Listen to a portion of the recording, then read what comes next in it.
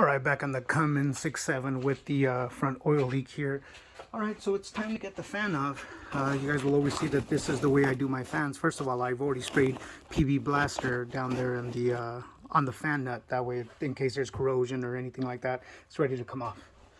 So, again, use one of my big wrenches. This one's a 1.5. It's actually just smaller than 1.5, which won't create a problem. It's not going to ruin the nut. I've done this, I don't know, hundreds, thousands of times.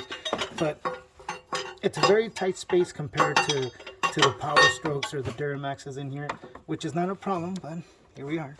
So, and the way I do it is with my little mallet.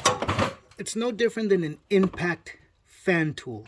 What do you use? You use an air impact, it hits it, and the vibration breaks it loose. You're doing the same exact thing. There it is. It's loose. See that? It's loose. Watch. There it is. It's loose.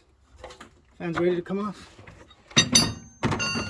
But on these, you can't just pop the fan off. You still got to get the 13mm fan shroud bolts on each side, and then the whole unit comes out as one unit, because this is just a nightmare. There's also, these fans are no longer mechanical like they were before the 6.7, like the 5.9s.